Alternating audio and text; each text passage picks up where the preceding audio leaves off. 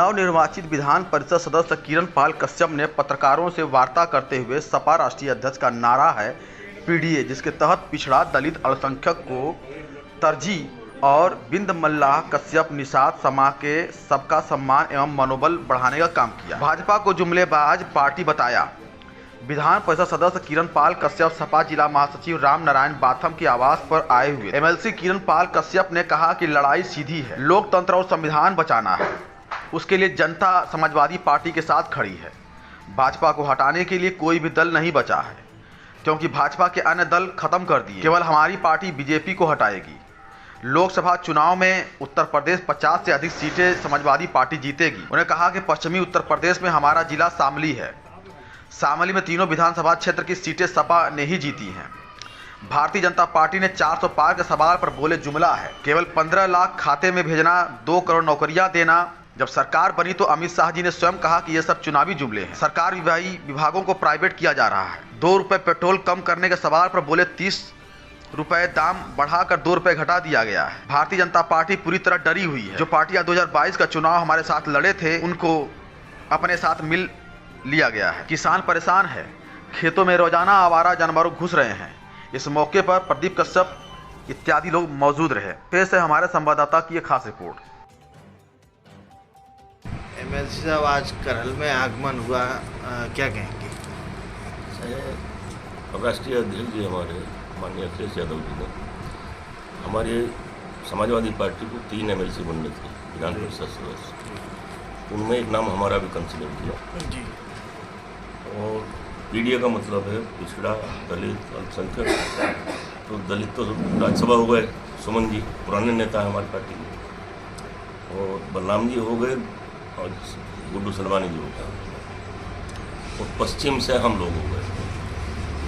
और कश्यप, निषाद, बिंद, मल्ला, इन सबका मनोबल बढ़ाने का काम किया, क्योंकि एक खाली सा था बिल्कुल। नेताजी, आजकल समाजवादी पार्टी का कांग्रेस से गठबंधन हुआ है। उत्तर प्रदेश में लोकसभा चुनाव को लेकर क्या स्थिति रहेगी? स्थिति देखो, लड़ाई सीधी है। लोकतंत्र और संविधान को बचाना है तो समाजवादी पार्टी के साथ जनता खड़ी है। बीच में कोई नहीं रहेगा भारतीय जनता पार्टी को हटाने के लिए, या तो हम रह जाएंगे, बीच के दल खत्म हो जाएंगे। बाकी तो सब उन्होंने मिला मुलू खत्म कर ही दी। लेकिन आपको समाजवादी पार्टी के गठबंधन में कितनी सीटें उत्तर प्रदेश में? हम 50 पार कर रहे हैं, 50 से ऊपर ही ऊपर रहेंगे। अच्छा, पश्चिम की बात करें तो वहाँ क्या नाम है? पश्चिम की हम उदाहरण देख बता रहे हैं आपको जी। मेरा जिला शामली है, उसमें 3 सीट है, तीनों पर हम लोग जीते। बीजेपी विहीन जिला है हमारा, सपा करके। मुजफ्फरनगर से कट के बना, उसमें 6 सीटें, 5 हम जीते, 1 जीते केवल शहर की। हम तो रगड़ते हुए आएंगे वहीं से पश्चिम से। भारतीय जनता पार्टी कह रही है 400 पार का नारा दे रही है, उसके लिए आप क्या कहना चाहिए? जुमला है उनका। पहले भी उन्होंने बहुत जुमले किए। 15 लाख रुपए खाते में भेज देंगे, सब सरकार बनी तो 2 करोड़ नौजवानों को नौकरी देंगे। और जब सरकार बन गई तो पूछा, अमित शाह जी ने कहा कि ये तो जुमला होता है, जब चुनाव में जुमला छोड़ा जाता है। ये जुमलाबाजों की सरकार है। नौकरी एक देने, सारी संस्थाएं सरकारी जितनी थी, एयरपोर्ट से लेकर के, बंदरगाह से लेकर के, रेल तक, सब प्राइवेट सेक्टर में बेच रहे हैं। केंद्र सरकार ने अभी 2 रुपया डीजल पेट्रोल कम किया, इसको लेकर के क्या कहना चाहिए? बढ़ाए तो 30 रुपये बढ़ा दिया, उसमें 2 रुपये कम कर दो, क्या फर्क पड़ेगा? तो क्या लगता है कि ये भारतीय जनता पार्टी ये सब चुनाव को लेकर कर रही है? ये डरे हुए हैं, इसीलिए अब लोकदल हमारे साथ गठबंधन हो गया। लेकिन उन्हें ये पता है कि बिल्कुल सफाया हो जाएगा, तो उनको मैनेज किया। उधर सुभाष वालों को कर लिया, हमारे ही साथ थे चुनाव में 2022 के। ये इतने डरे हुए हैं कि परसेंटेज पोल इनका बढ़ा नहीं।